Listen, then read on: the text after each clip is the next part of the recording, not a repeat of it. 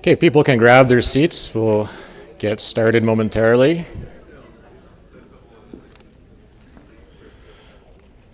Wow, that spotlight is bright. Well, welcome everybody to our second annual Impact Film Festival. Glad to have you here.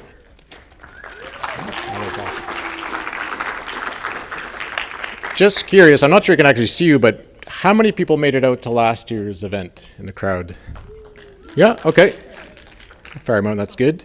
And we also have our live stream audience, so just want to welcome everybody who's joining us on the live stream. Welcome. So if you would like to make a donation, we have a couple places you can do that. There'll be some slides throughout the presentation, and then there's also Cheryl at the registration desk who can help you out there as well. We were hoping originally when we were planning this to have our friend Laguyu Matthew from Uganda to come and tell us a little bit about himself and share a bit about what Safe Water Social Ventures is. But unfortunately, because of complications with a visa for him getting to Canada, it just didn't work out. So we're hoping to have him make it to next year's event, and you'll see him in person.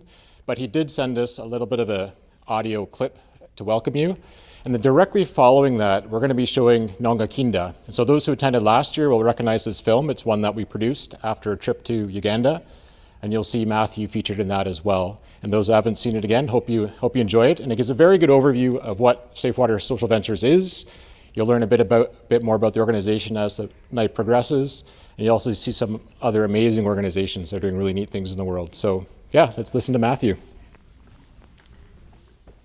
My name is Laguyu Matthew. Greetings from Uganda. You are welcome to this Impact Film Festival. I am sorry that I will not be able to speak at the fundraiser because the Canadian government requires more days to consider my request for visitor's visa. Your support improves health and provides employment to struggling households in Uganda. I truly appreciate your help in making our fundraiser a success. Thank you.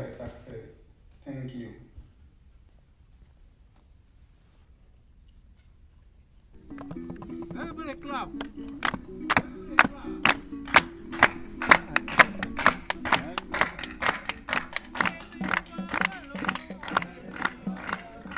The Nile River flows from Lake Victoria to the Mediterranean Sea. In Pakwach in northern Uganda, 90% of the residents are drinking untreated river water. Half of the patients in the hospitals are there due to water-related illnesses. Thousands of residents have obtained access to safe drinking water, and their assistance is coming from an unexpected source: refugees fleeing South Sudan's civil war. My name is Laguyu Matthew. I am from South Sudan. I was born in a village called Bori in Kajukeji County. In 2017, when I was going to Kampala in a bus, and then I reached to the bridge here, I saw a woman, an old woman, fetching water under the bridge. The worst thing is it was raining, and then the whole river was flooded with mud, and that old woman was fetching the water under the bridge, taking home for the family to consume. That affected me emotionally, and I feel, oh, this community will be dying because of unsafe water.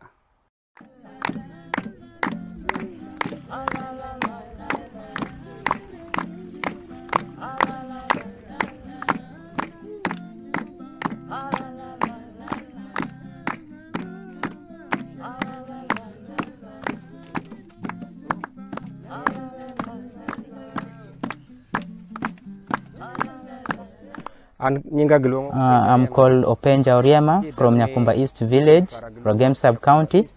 We had drinking water problems, which we have been drinking direct from the river. That in turn brought problems in my home. 3 of my children's intestines were tangled. We took them to Arua Hospital. They conducted various tests and found out that it was the water that we have been drinking which caused that.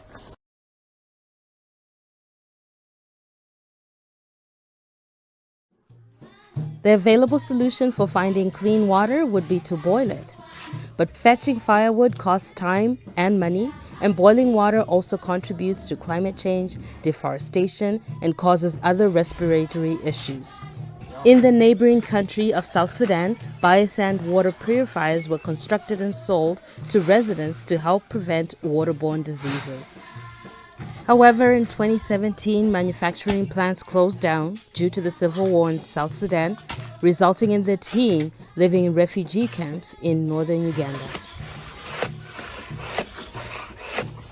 When the war broke in South Sudan, I got confused and traumatized because I thought the war has come in to distract the start of the journey that's going to help many people with safe water.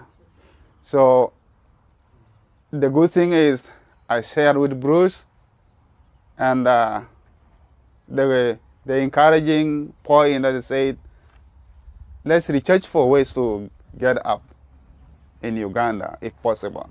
So I was able to meet the local government in Koboko, Uganda, telling them we have a pending projects that we are supposed to do in South Sudan, but we are already displaced, and our beneficiaries are also displaced. They are still the same people in the camp, and they are also within the local community.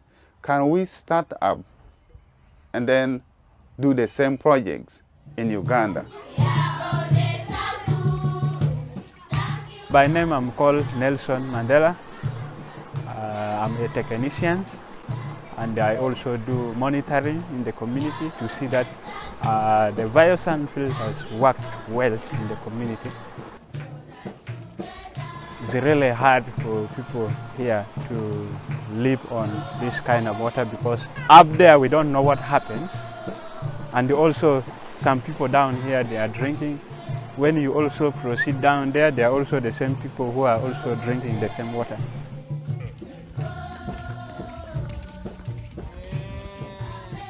When we were in Arua hospital, we took 9 months and I lost a lot of money in treatment. And out of the 3 people that we have been in the hospital with, 2 died of the waterborne diseases. 1, as you can see, has been operated.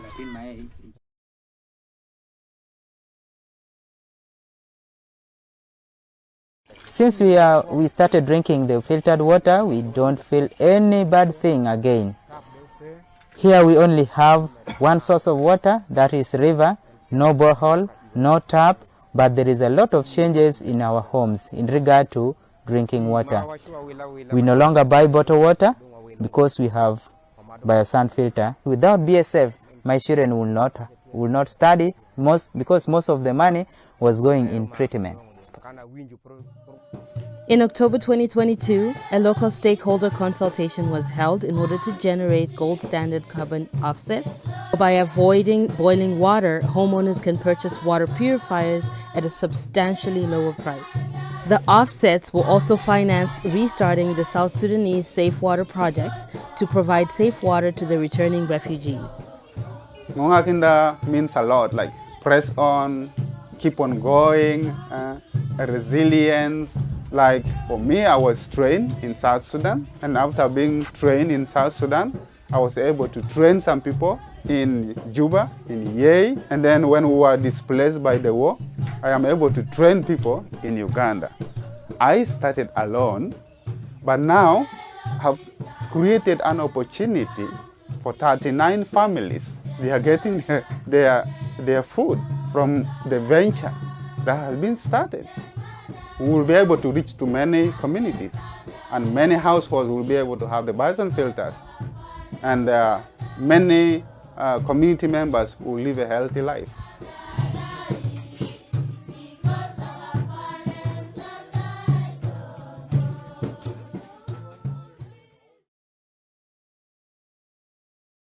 So this was from a team, we went last October and we shot the newest project in Pakwach, Uganda. And this project was started during COVID without us even going. right? So the South Sudanese refugees in the refugee camp still had all the training. So it changes your perspective on what poverty is, because the person right beside them has also lost everything.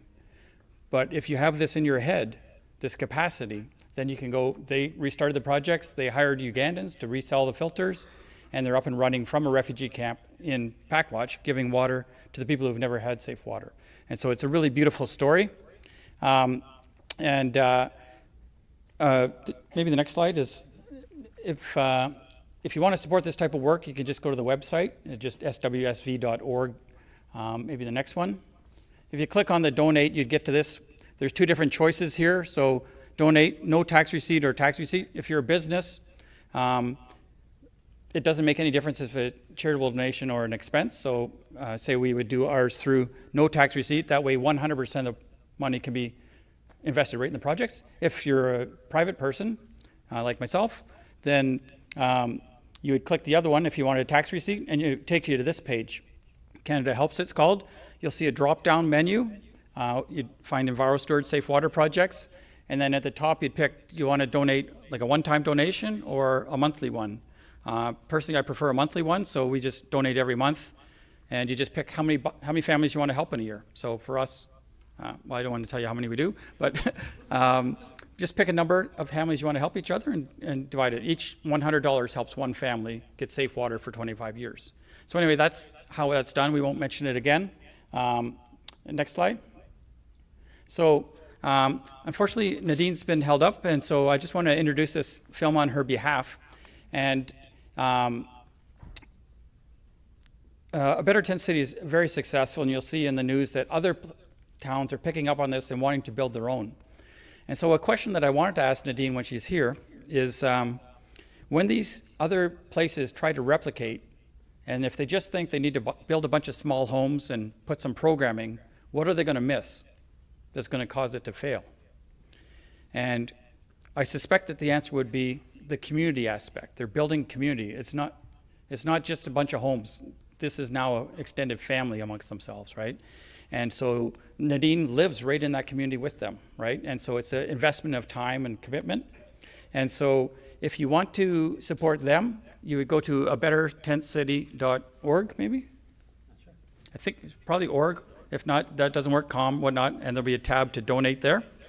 And also, they welcome people to come and make meals for the group and stuff like that. So you're more than welcome to get involved with that way too. And we're going to show you A Better Tent City.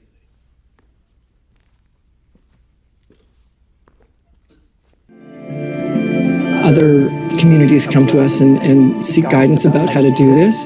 We had to start illegally, right? We had to set up illegally. A lot of people, that's off-putting from the get-go, and so they're waiting for permission. It's really hard to get permission to do something like this. The housing crisis is only getting worse.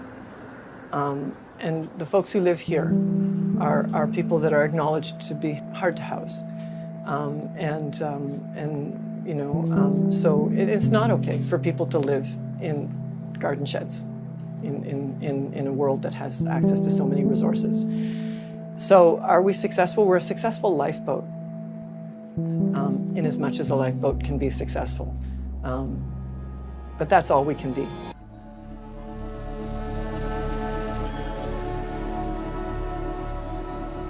A Better Tent City lives at the intersection of the housing crisis and the opioid crisis. Right? So synthetic opioids are crushing people. So it's a healthcare crisis, really, and it's a housing crisis. There's a lot of freedom here, a lot of forgiveness and a lot of freedom. I got evicted from a ton of places, and this is my last hope. You know, a lot of people here, actually pretty much everybody here has some type of, addiction issue or a mental illness issue, whatever the case may be. So, and they do watch out for each other just like anywhere else,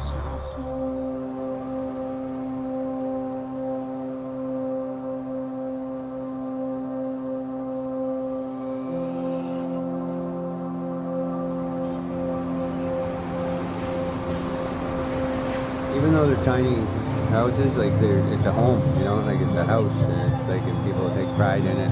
It's something that most people wouldn't have a chance to have.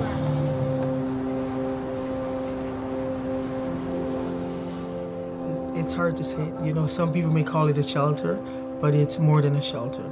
It's home, and we all live together here, and we're close, and we're just family. We have a metal roof, and it's all made out of wood. We do have a fireproof spray that we put on the wood inside. We also have insulation in all of the walls, the ceiling, and then under the floor we did a spray foam insulation underneath. Our model is ridiculously cost-effective by comparison to funded shelters and so on. Usually people volunteer here. People have to do some volunteer hours, and they usually do it because usually if I see something and I know they need to put some time in, I'll say, hey, I got a job for you. Instead of making it like you have to do something. And when you say to somebody, I learned that from Ron Doyle, who founded A Better Tennessee. He always would come over and he would say, hey, I got a job for you. And when you say that to somebody, they feel like, yeah, what do you have for me to do? You know, this is really something because it provides a lot of dignity. It gives them their own home where they can put in shelves and customize and paint.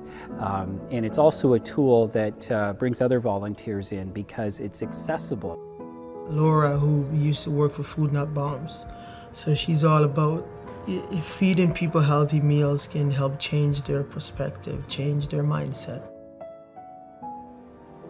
We started working with the University of Waterloo then and the planning students on some design concepts and research as to how this idea of tiny homes for the homeless might work. And during those discussions, we talked about how an encampment works as a community, that people who are camping together help each other out. They protect each other, they look out for each other. It works as a community. And could we build on that in the tiny home community? And somebody said, yeah, it's like a better tent city. And I think, well, let's call it that. So the name has stuck. So then around that time, Ron and I met Nadine Green, and she, at that time she was keeping people warm and dry inside her convenience store downtown. And something that should have taken about a year to do was done in 3 months. Certainly a project like this could not happen if we didn't have a piece of property we could use.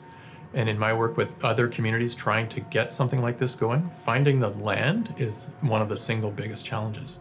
So we're really grateful to the City of Kitchener and the Public School Board for making their property available to us. It's really a matter of bringing together the right, not the right parties, but enough resources that you've got a team of people who can help get this organized and to run it.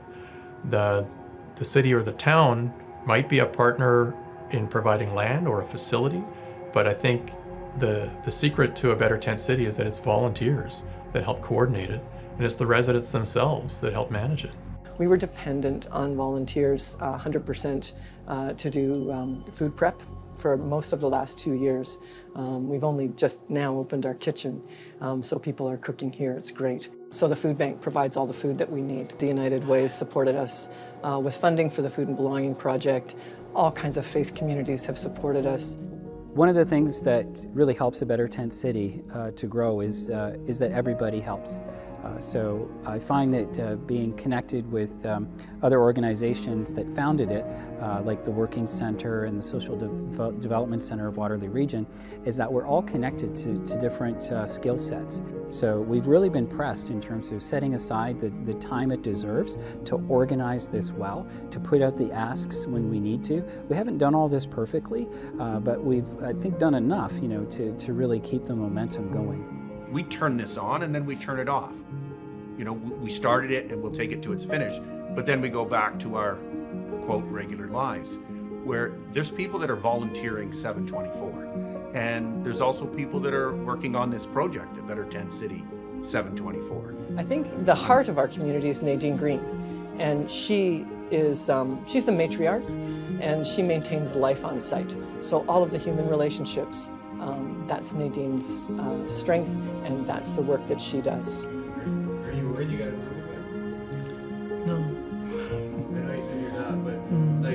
if we have to move again, I know there will always be a place available.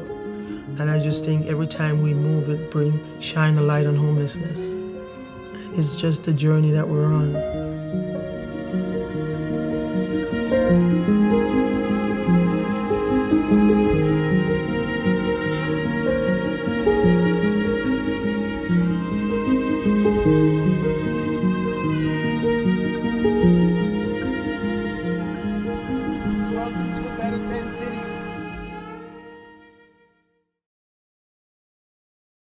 And look at that story with was it Matthew that they just started that. That's just amazing, and I think that's what I really love about this organization. Great. And yes. Just tell us a little bit about the song that you're going to perform for us. So I've picked tonight to perform "You Matter." So I just released an album called "Alive and You Matter." Is the 4th song on it. This song means a lot. Like most of the songs on the album, but especially "You Matter," because I find a lot of times we ask ourselves, "What can I do? You know, how can I change something?" It's just me. I can't do anything. But the big message in this song is that you really do matter. You know, God does not make mistakes. If you still have breath in you and you're still living, you have a place. You have something that you can do. Doesn't matter how small.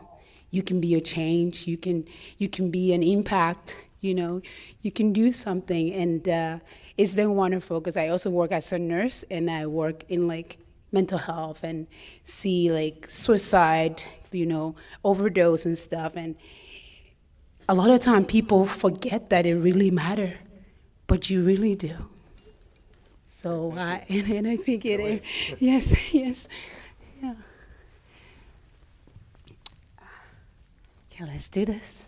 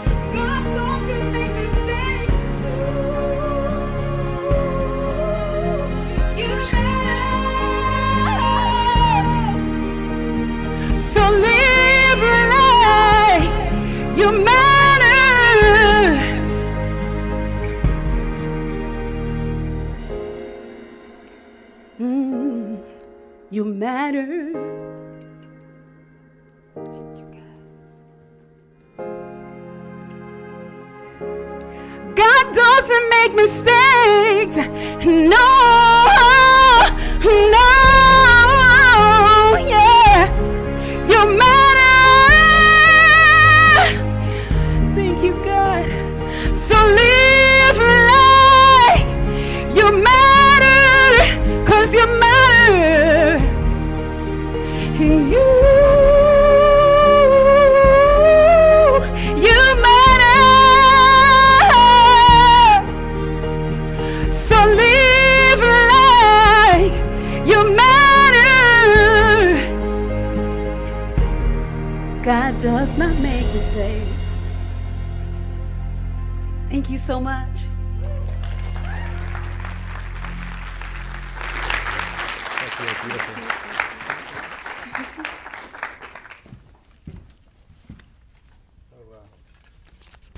We have another partner, Grosh, who sponsors biofilters and even comes with us to help train people over there. And what they do is every time they sell a water bottle, somebody gets 50 days of safe water. Okay. So this is for you, and somebody's got water. Oh my goodness, wonderful. Thank you so much.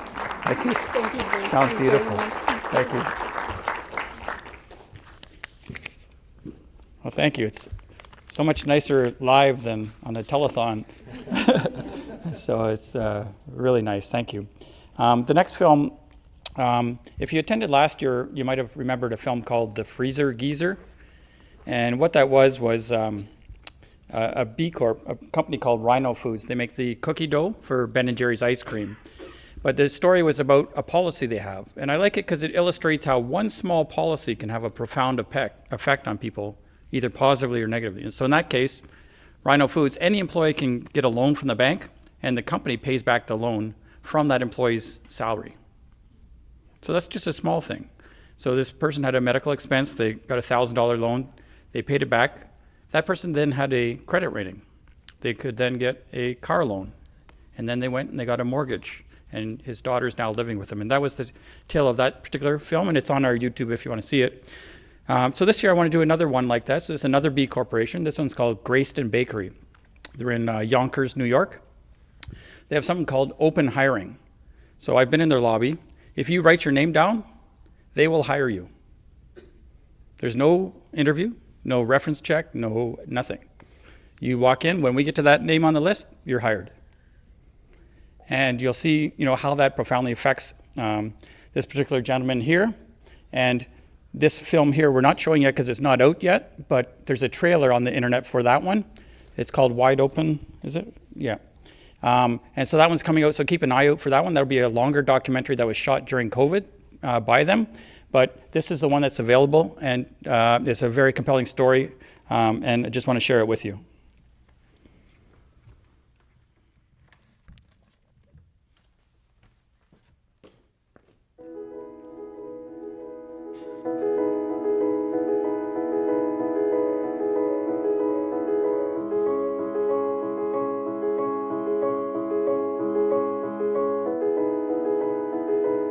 So the model's pretty simple. The doors that you all came in today to get to the bakery are the same doors that people come through. They put a name on the list, and when we have a job available, we take the next person off the list and we give them an opportunity. Ever since I can remember, my mom's worked. She did 2 jobs in one for years and couldn't provide for her family. I didn't see things getting better, so at the age of 14, I started selling drugs. I just felt as though I had to do what I had to do to help my family, I was back and forth in jail. I sold drugs to females that was pregnant, to people I know, moms and fathers. Just picturing that, like, man, what we was doing. We was bringing down our own community. Like, I didn't like the person I was. And I wound up doing the 4 years. In jail, I had a whole lot of time to think and reflect on life. I knew life wasn't about being in a cell. It was just time. It was just time to change my ways.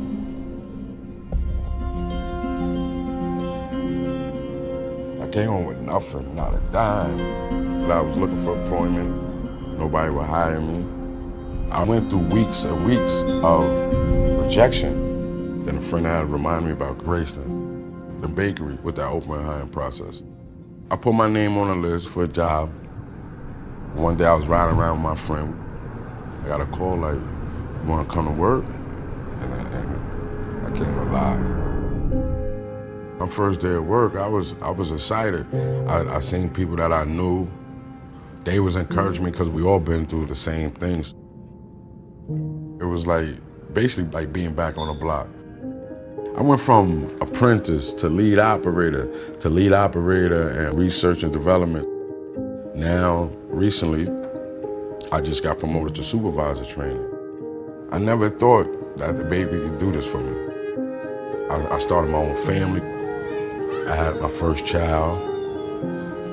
It's crazy. I came home with nothing, not a dime. My mother and brother was holding me down. And 6 years later, to be in a position that I'm in, I'm not rich, no, but I'm happy, like, you know what I'm saying? I'm happy.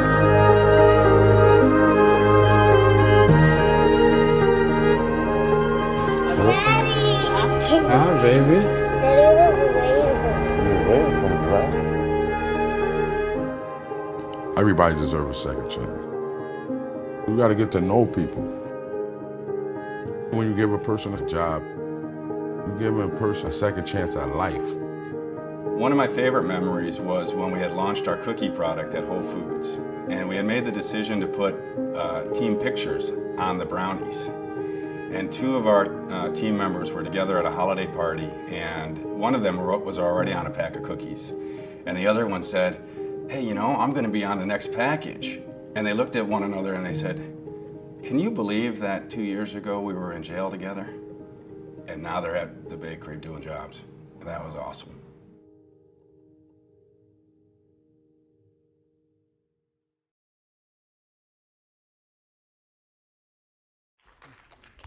Thanks. Yeah, and so we were able to follow up with Grayston Bakery, and Dion still works there.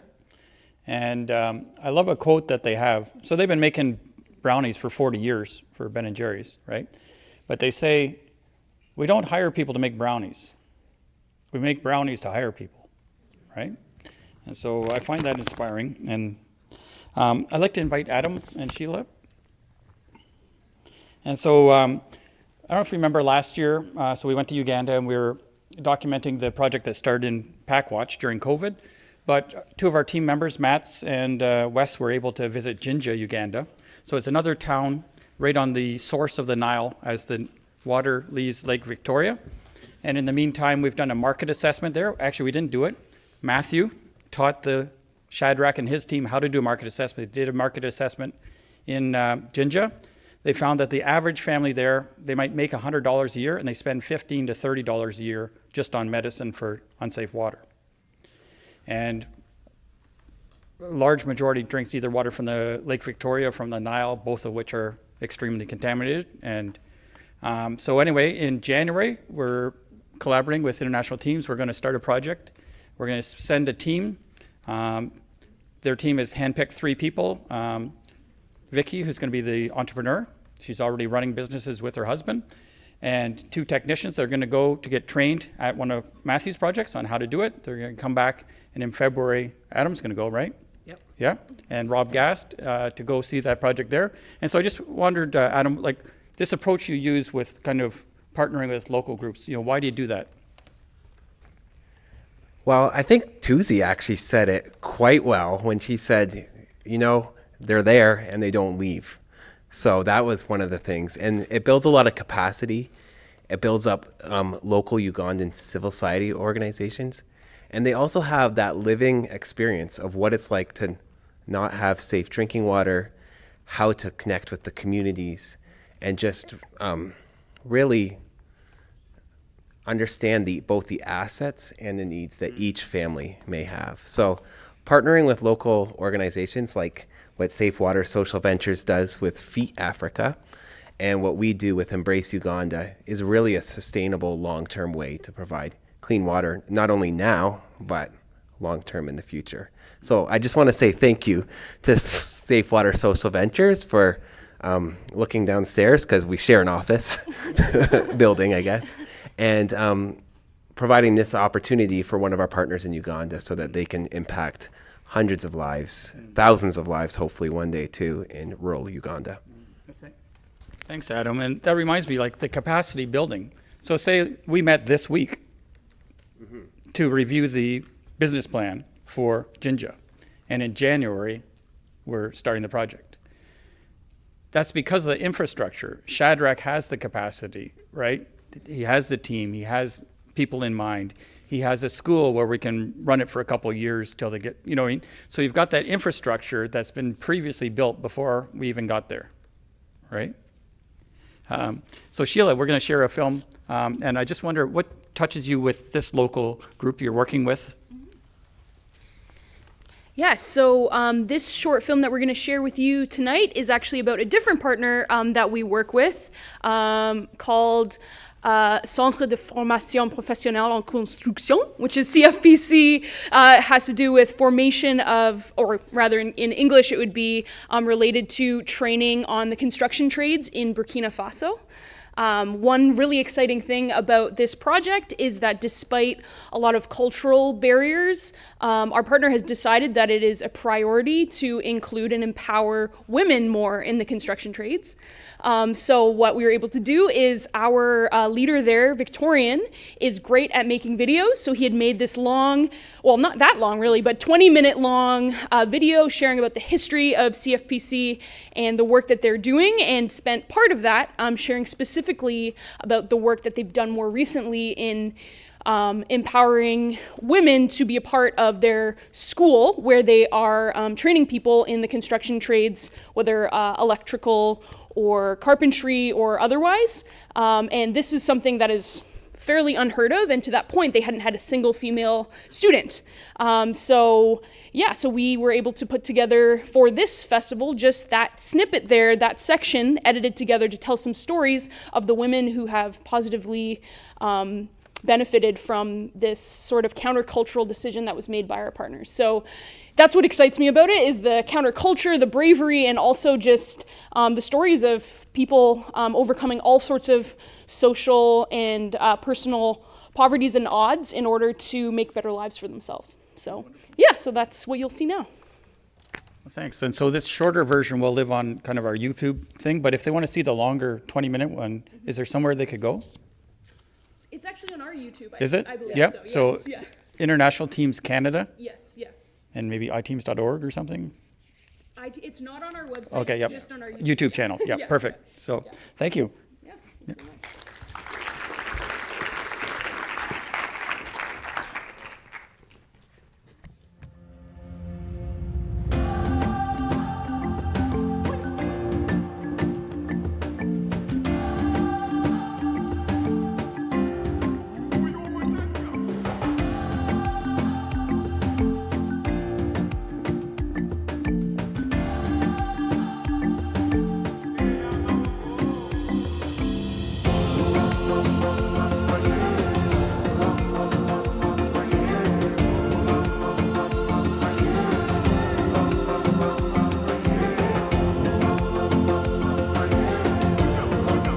For 10 years, the center has been a training hub for hundreds of vulnerable Burkinabe who learn construction trades. Our mission is to educate and capacitate our students to become competent in their chosen trades, and the process fight poverty, violent radicalization, and illegal migration by promoting employment and decent work for peace and resilience through vocational training. That's why we do more than teach them trades. First thing first, we give them the opportunity to hear the good news of Jesus Christ, the Son of God, as we meditate His Word every morning. We teach them life skills for success. We speak to them about the Labor Act, human rights, gender equality, peace building and conflict resolution, how to serve their communities, reproduction health, and we have good experts who volunteer to do that. We used to train only boys, but now we train boys and girls, and we support them differently. Within tradition and culture, construction, woodworking, and metal work are for men only, and for girls to join the center, most times they are unsupported in their choice to join the center. So we have to take special care of them. We offer them housing if they live far from the center, and we give them a dignity kit. And we also invest time to continue encouraging them to not quit and be the best in their chosen trade. 3 years ago, we welcomed our first batch of girls and women into our short-term electrical wiring program. We targeted school dropouts from impoverished backgrounds and some women who were facing social economic problems with no opportunity to make a living. We dedicated ourselves to teaching them, preparing them for a bright future, and even babysitting their children so the mothers could learn quietly. Fortunately, they all did well and are now fully employed with decent jobs. My father has 7 wives and 33 children. Some of us went to school, but in grade 3, I stopped school because my father refused to pay the fees. My father has preferences for boys' education. I realized I will not go to school anymore because my mother is so poor and can't pay for me to go back to school. My next option in my life is to wait for a man to marry me. It felt like the only option. Getting married without having a decent job to take care of myself and my children, I was sure that I would be a victim of domestic violence. When I heard about the center, I made the choice to join and learn masonry. Being here at the center is a real blessing and I am thankful. The center has really impacted my life and I'm happy to go there every morning. We got uniforms for free. We don't pay to study here. We are fed every day free of charge. We are clothed and we have safety equipment. I am thankful to the leaders of the center. Je m'appelle Koloro Alice. J'ai 28 ans. My name is Kologo Alice and I'm 28. I'm married and a mother of 3. I stopped schooling in 2015 because I didn't do well and my parents couldn't afford to pay the fees. As a mother, it's not easy to resume school or attend a training center for a whole year. Sometimes I get depressed at the thinking of not having a diploma that can give me a job. I was home every day and it wasn't pleasant. One day I was listening to the radio and heard about the center and the electrical wiring program. I quickly applied for that short-term program.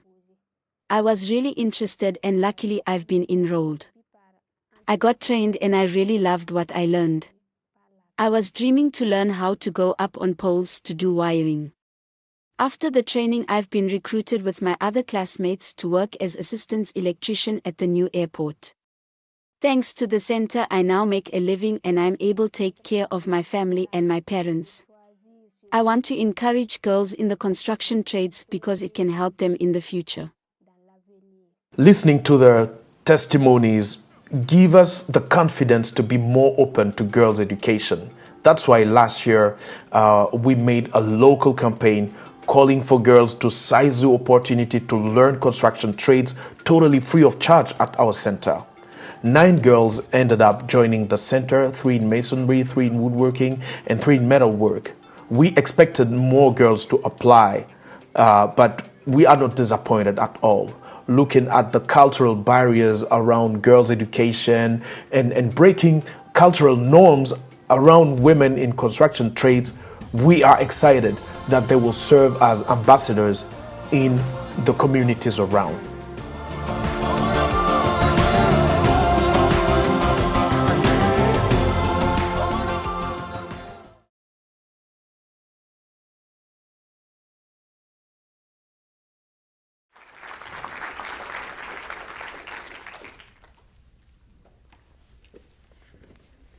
Well, thank you, iTeams Canada, for that inspiring film. I'd like to ask Mike Morris to please join me on stage. Mike is a member of Parliament, a friend of EnviroSteward and Safe Water Social Ventures for many years. And actually, Mike tried his hardest to get Matthew's visa processed on time, but unfortunately, someone higher up didn't allow it to happen. So, well, welcome to the event, Mike, and just wondering if you wanted to, as a good politician, share a few words with the crowd. First of all, thanks so much, Lloyd. Really good to see you. I would say really good to see you all, but I can't see anything. But I can hear you at least. I I guess I wanted to start with when I first met Bruce and Lloyd. That was about 15 or so years ago when I was coming out of university. And at the time, I was looking for a job. And I'd like to say that they're the reason why I stayed here, which is true, but it's not because there was a job. It's actually because of the kind of people that they are. I love the idea that, Bruce, it's been 20 years. 20 years ago, came up with this design for a biofilter to clean drinking water, and that he's the kind of person who thought, well, there are other people in this world who we could save lives of if we were to take this technology and just share it with them. And it's caring people like yourself, Lloyd, and Bruce, and others at Safe Water Social Ventures that have me kind of proud of our community, of what you've done over all these years and the way you've scaled out this model. And as I've learned more of tonight, the way you've built capacity in those who are living in the countries you are supporting to continue to benefit from that work. And so for me, it's just everything that makes me proud of our community is people like yourselves that are doing this work and then sharing it in this way and having folks come out and support it the way you all are. And so thanks to you all for being here tonight, and to you, Lloyd, and Mats, and Bruce, and the rest of the Safe Water Social Ventures team for giving us all an opportunity to be a part of something that's having such a meaningful impact in so many parts of the world. So thanks to you all again, and thanks for letting me be a part of it again too. Thank you. Thanks. Oh, you can't leave yet, Mike. Okay. We have one more small job for you. So we've been giving away some of these water bottles that Bruce mentioned, help provide 50 days of clean water. And so another item that one of our guests have provided is Ferrero. So we have 2 Ferrero treat bags to give away. So I'm wondering, Mike, if you could help draw names for us. I'm good at that. Okay. The rules are you have to be present. I'm sorry, live stream people, you're missing out, but you have to be present in the theater. And to save time, just wave your hand. It is hard to see, but if I go like this, I can see who's waving their hand. And then just afterwards, please come see us and we'll give you your prize. So okay, what do we got? We're going to start with this bag of treats, and then I have a box of names here. So Mike, if I could ask you just to pull a name and then read it to us. Sure.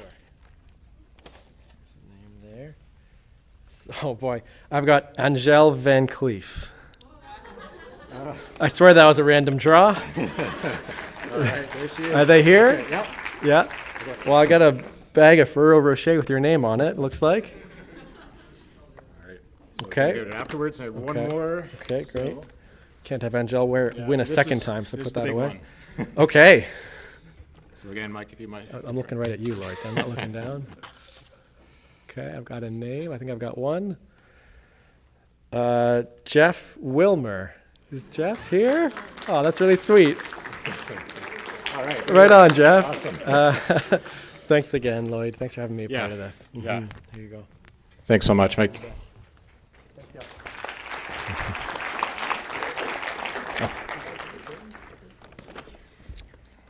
We have a helper here. Thank you.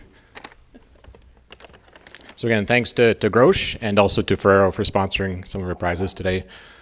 And there's also just, a gift for everybody who's in the live audience afterwards. You can pick up a cutting board that we've made for you. So this is made in Quebec out of Canadian maple. It's handmade from Etsy. So on your way out, it'll be at the registration table. Please grab one before you leave. So we have another musical number, and you're going to really enjoy this one because it's full of youthful energy, and it's really awesome. So I'd like to call up the Rockaway Mennonite Collegiate team to the stage, please.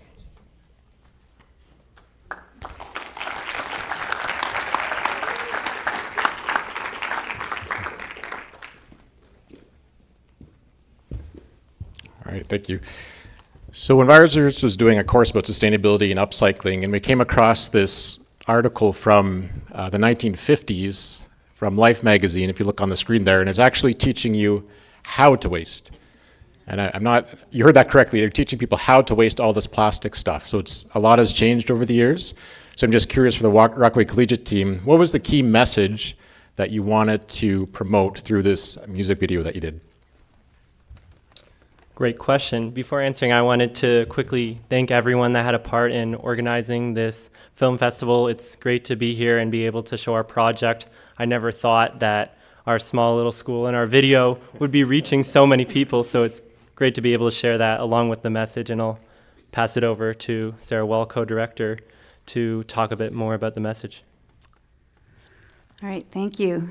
So this is a video about plastic, and specifically it's about single-use plastic. And so those are the kinds of convenience items that we use for mere minutes, right? And then we throw them away. But they're here on the planet with us for 450 years, right? For our children's children's children to deal with. And so this video looks at the relationship we have with that plastic. I think that all of us at some level have some plastic shame. Like, we know deep down when we think, we take the time to think that this ultra convenience that these products afford us are probably going to cost someone or something eventually. But we just really struggle with thinking long term and with changing our ways. And so this video looks at that toxic, quite literally toxic relationship we have with plastic, and this love-hate relationship we have with it, which is why we picked the song Joan Jett and the Blackhearts, I Hate Myself for Loving You. So enjoy. Thank you.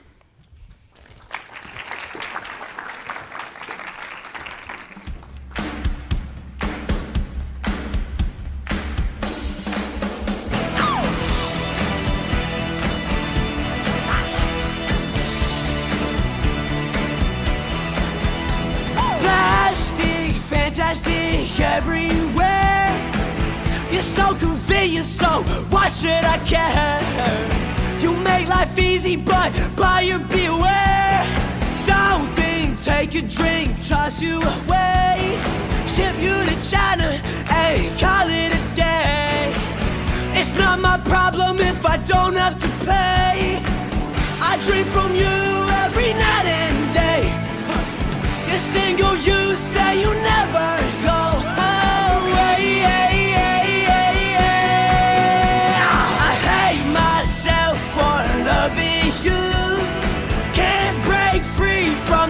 That you do, I wanna stop, but I keep using you. That's why I hate myself for loving you.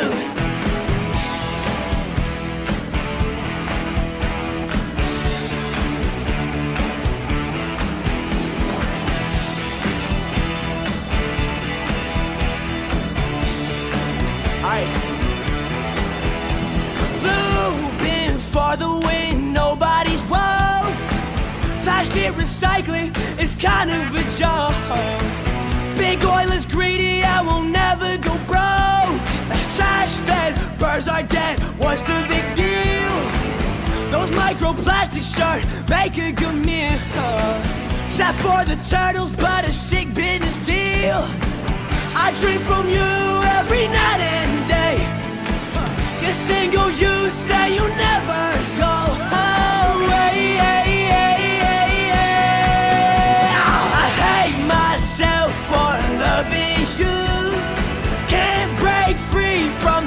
That you do, I wanna stop, but I keep using you. That's why I hate myself for loving you.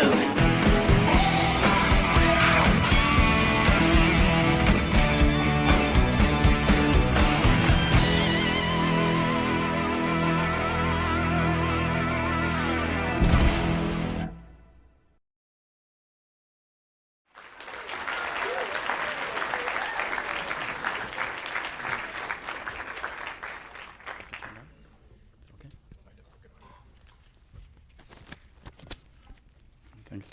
Yeah, that was great. The first time I went to South Sudan in 2004, I didn't see a single package. I didn't see any piece of garbage. And the reason was they were at war with the North, and there was no economy. And so if there was something, it would have been a peel, the compost or whatnot. But then coming back, then it was fuller and fuller and fuller and fuller of just plastic packaging all over the place, because there's no such thing as a landfill, so there was no away. And so it would go on the roads and blow around, and it's just completely filled. And so it's just this single-use stuff that's really killing it. And so thank you for trying to shift that awareness. The next film is our final film for tonight, and then we're going to have a Q&A. And so if you have any questions, put them on the live chat if you happen to be online, but be prepared to just come up here and ask them up front here. And so start thinking about that. But I'm going to show our final film. This is one that we just finished this morning, actually. And so this is footage we shot last year. And so Nanga Kinda, that film we started off with, is kind of the perspective of the entrepreneur and the people benefiting from the safe water. But another aspect of the project is the employees. So the final scene of that first film, Matthew's voice catches when he mentions that 39 families are getting their livelihoods from the projects, right? And he's as proud of that as he is of the water, right? And so this is the story of one of those 39 families. It's Phillips, who's the driver, and here's his story.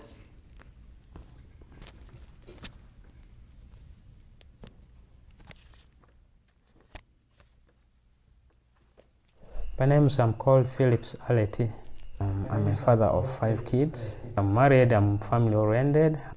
Like as for me, this profession of being a driver is not just for the matter of working.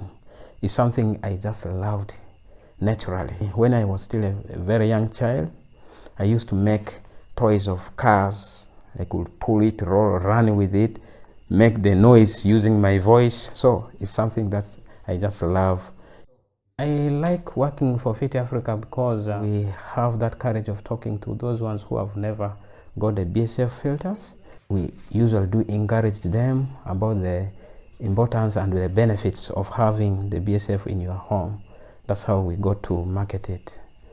I had never known anything about BSF, but since I joined Fit Africa, you know, I'm someone who always would like to learn more things. Life is all about learning. So I have learned about the BSF, I've learned the benefits of it. Of course, I already have it in my in my home. My family is using good water, safe water for drinking. And before that, I used to experience a lot of sicknesses in my village, in my home, especially stomach problems. So I used to spend a lot of money in treating all this. But ever since I started using the BSF, I'm now okay. My family is okay. It has already saved me from other expenses in medical issues. A lot of things I'm helping my family with. You know, things like dressing up your children and so on. And your wife also needs to look very smart. Everything needs money. So since I started working for Fit Africa, and we are living a happy life with my family, and they are happy with me. Yeah. Yeah. If I wasn't in Fit Africa, I wouldn't have met lovely people like you. Yeah. So I'm happy for that.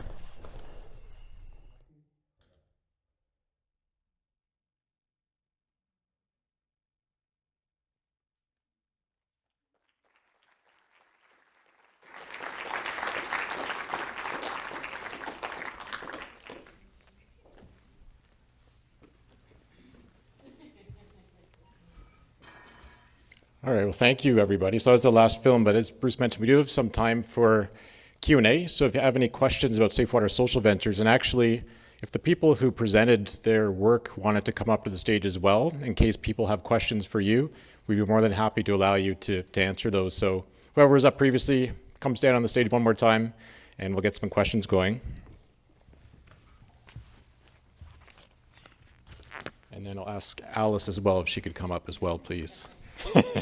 You're hiding. And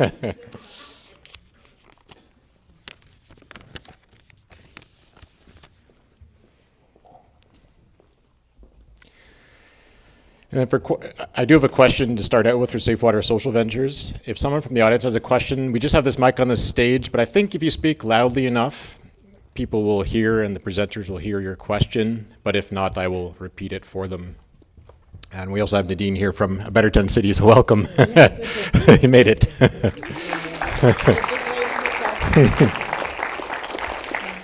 Okay, so the first question is for Bruce and Alice. So a common misconception is for North Americans to travel to projects to do work that the local people can actually do better themselves. So when you visited the Safe Water projects this fall, did you build any biofilters? And secondly, how can North Americans steward the gifts and abilities they have been entrusted with? So I'm Alice, for those who don't know me, but so I was in Uganda in August. But I think one of the things that I always say is that I don't do water. My job is not to do water because Matthew will do water way better than I can. But I have studied business, so that's what I can offer. So in my time in Uganda, that's what I did. We went through the business aspect of what he is doing that I can help in, and absolutely no technical knowledge here. So, and I think that's the key a lot of the times with partnering with any organization is to not do what others are doing, but bring your gifts. What is it that you can add value to? Because regardless of where people are, they do have their own talents, which we just need to help them shine. So, yeah. Thank you, Alice. And just to expand on that, Phil's here from Christie Digital. He came with me to South Sudan one time, and he didn't work on water. We just helped rewire some solar panels on the orphanage that were broken, and do it together with the local people so they can maintain it afterwards. And once those solar panels are running, then they could shut off their generator, literally, that they were running just to run their water pump, spend that diesel money on food instead. And so what I encourage fellow church members here is don't go and build a biofilter. They can build it much better. Don't go and build a house. Don't go and paint a wall. They can do it better. And if you're a painter, there's nothing sadder than somebody else coming in, painting it while you sit there without a job watching them paint it, right? But you have been gifted with other things. Maybe it's sales. Maybe it's strategy. What do you do? And the way you've got your skills is by somebody training you. So use that to train somebody else, right? I haven't taught a biofilter since 2007. I don't need to. They can teach it much, much better than me. We haven't taught sales since Helmi came with me 2009, I think it was. They can do it better. We haven't taught how to do the business plans. So you want to not have to do it again. So we do what's called train the trainer, right? And so, thank you. Yeah, and maybe now that we have Nadine up here, and we saw the great story of a Better Tent City, but we'd like to hear directly from you. Tell us a little bit more about the project and your involvement with it. Yeah. Yes. I have a speech that I wrote. I gotta find my phone. Well, actually, it wasn't me that wrote the speech. I have a speech writer. Her name is Kathy Cable. I think she's watching online. Hello, Kathy, wherever you are. Oh, hello, Kathy. First, I'd like to introduce myself. My name is Nadine Green. I live and work at a Better Tent City. And I also wanted to let you guys know I brought my family with me. I was trying to bring 9 people, but, they were all saying yes. And when it's time to go, they're like, oh, Nadine, I don't want to go. I'm like, come on, guys. Anyways, I have Darren and Crystal here. Darren, Crystal, can you guys stand up?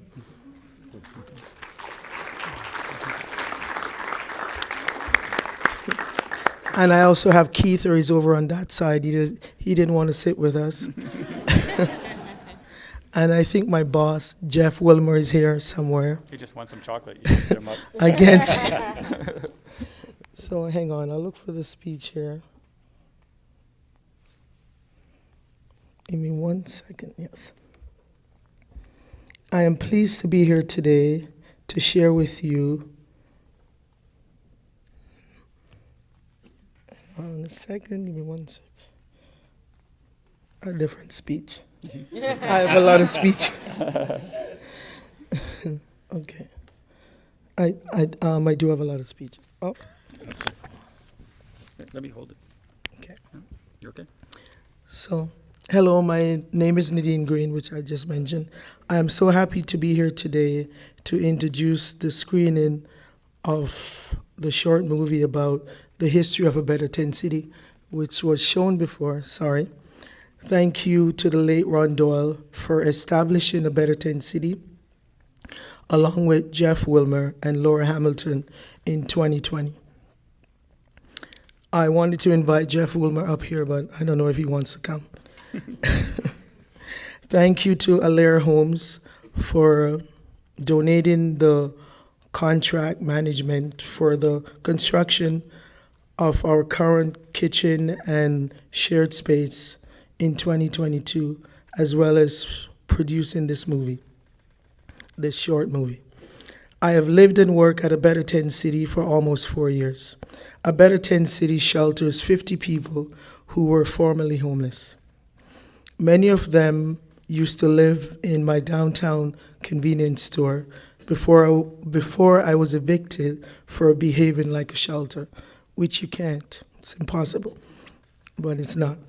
Now we all live in tiny homes with shared bathrooms, laundry, kitchen, and living space. Visitors come to find a warm place to sit and to have a healthy meal and have a shower and, well, they're not allowed to shower now, but they still do. We have come a long way. I smile and sometimes cry happy tears when I see how the people in my family are thriving now. However, our community faces challenges, and there is a housing crisis. We are knee-deep in a housing crisis. Homelessness rates are rising, and people have complicated needs, including substance and abuse and mental health, physical health challenges. Life on the street is not easy. Awareness and support for the homeless has vastly increased, and I will continue to advocate until all the people have housing and food. I'm thankful to Going Mobile KW for providing meals prepared at Tiny Home Takeout to people experiencing homelessness on the street.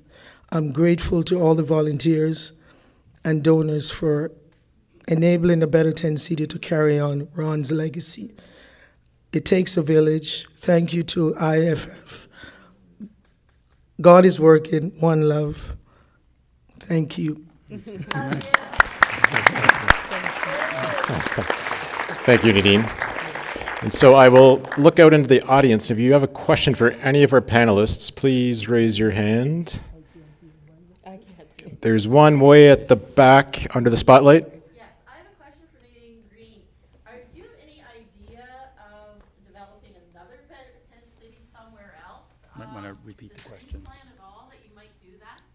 Well, we are not going to do it, but we will help other people do it because we're so busy spreading the love with the 90 people that we have at a Better Tent City, and it's just impossible to do it, so we'll train other people. So if you want to open a tiny home, you can get in touch with me and Jeff, and we will hook you up. Anybody else out there? Yep, another one at the back. Hi, this question is for Nadine as well. First of all, thank you for the work that you do. Repeat the question, okay, for the live stream people. Are the tiny homes warm in the winter? The tiny homes are warm in the winter. Yes, I live in a tiny home, and I have a heater, just a small heater, which heats the house, and yes, it is warm. Like sometimes I have to turn my heater off because it gets too hot, but it's not winter as yet. It's kind of cold, but it's. But I've been living there for almost 4 years, and yes, the heater does work, and we also have sleeping bags if it gets too cold.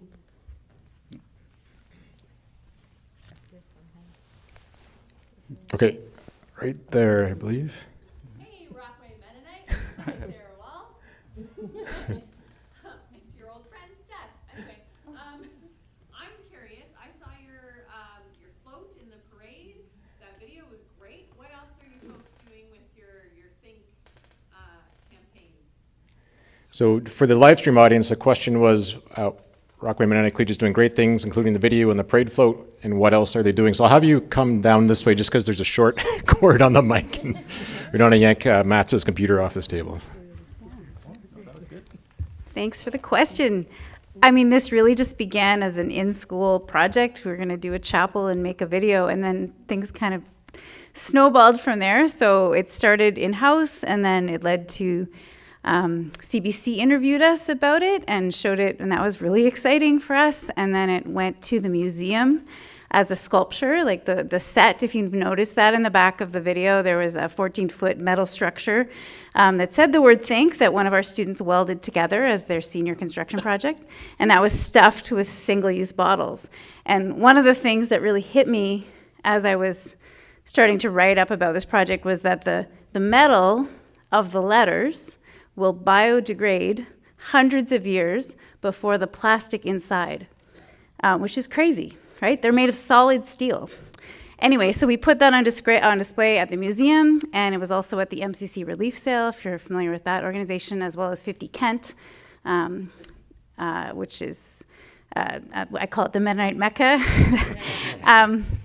And then that led to, what was next? The parade, maybe? Anyway, and then we thought, well, we have this structure, and we have this song, we have the musicians that could produce this sound and these changed lyrics. And so we put it on the back of a giant wooden structure, and we put it in the Oktoberfest parade. And we tried to spread awareness about single use there. And now we're here. So yeah, it's the gift that keeps on giving, I guess.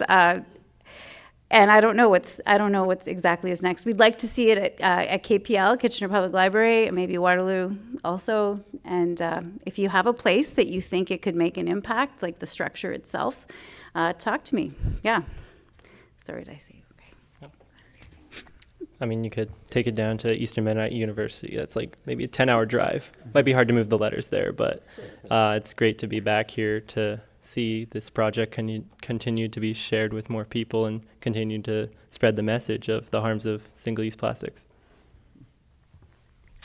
Great, thank you. Looking at eyes again. Yes, someone up there. I have a question for Nadine. Okay. Yep. If you speak loudly, we can hear you. I know that Nadine had mentioned that the people living in the community are given the opportunity to volunteer. Are people outside of the community allowed to come and volunteer at a Better Tent City? So for the live stream audience, the question was, people within the community can volunteer, but can outsiders also come in and volunteer as well with the community? You have to come a little bit closer. Shuffle. There we go. Hello, Matt. I didn't see you. How are you doing? Yes, outsiders can come in, and I hate that word. Outsiders just sounds so, yeah, people who don't live at a Better Tent City can come in. All you have to do is go to www.abettertentcity.org. Email us and we will get back to you. Laura Hamilton answers all the email. She'll get back to you, and then you can come by and visit. Or if you want to come by, thank you, Chris. Or if you want to come by, yeah, just email us, or you can call me. My phone number is on the website, and we can hook you up. Thanks, Nadine. Okay. Yep. Question for Nadine as well.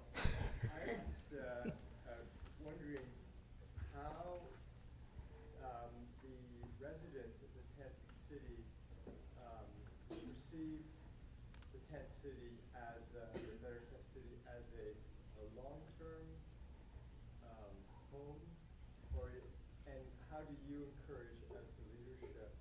Is it a temporary community to which they may then go on to other things? Have people gone to other things? How is that thought through and Okay, so for the live stream audience, the question was, do the people living at Better Tent City themselves see themselves as permanent residents, or is it temporary? And also, does the leadership, what's their view on that as well? And maybe you can flesh out the answer a bit more when you... Okay, so I would like to tell you that we're not a shelter, we're a home. So people get to live as long as they want until an apartment comes up. Actually, I have a couple who just got a call for an apartment, which they turn it down because they're not ready to move, which we don't force people. So you get to stay however long you want until you're ready to move, because we don't want to tell people, oh, get out, get out. But we would like for them to leave, but we're not going to tell them that, because a Better 10 City is all about love, acceptance, patience, so we'll wait until they're ready. So that apartment that's available for that person will go to somebody else who is next in line until they're ready to leave. So that's how we do it. I hope that answers your question. Thanks again, Nadine. And maybe we're just running out of time, but maybe to wrap it up, I will ask International Teams Canada, what is the cultural reaction to opening up a school for women? It sounded like from the video it could be quite a shocking thing. How is the community handling that? And if you want to, again, come down this way and we'll be able to hear you better.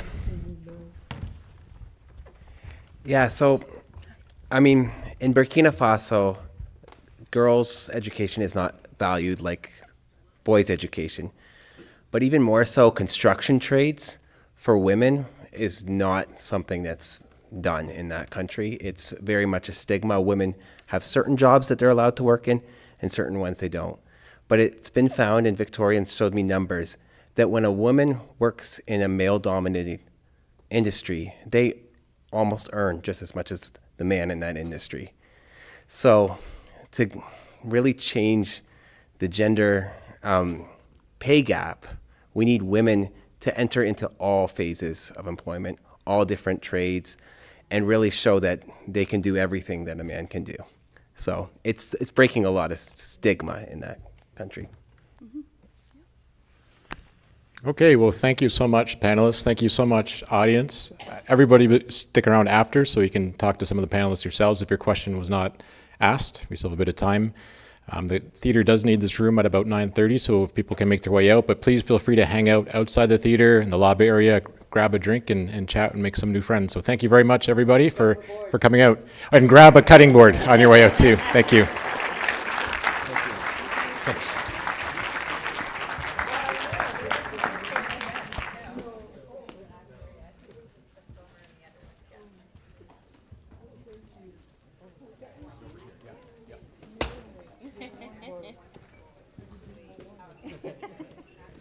I'm going to try to come get you and see that it's not plastic except the top, sorry.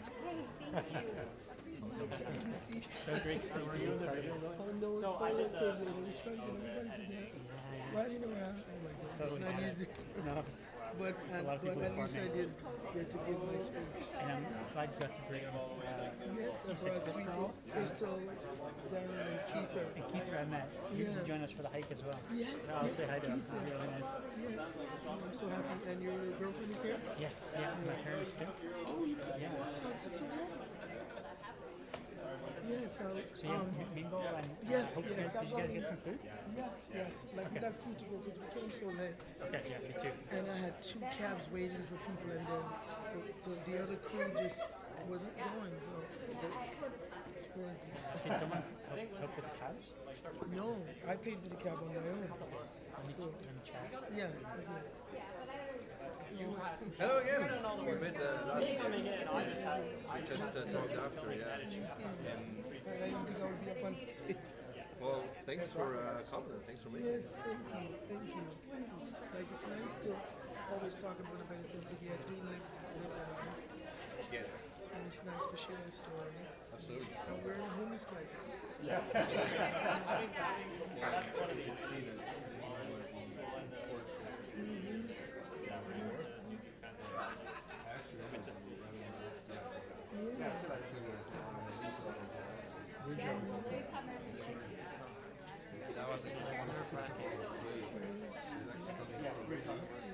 Local.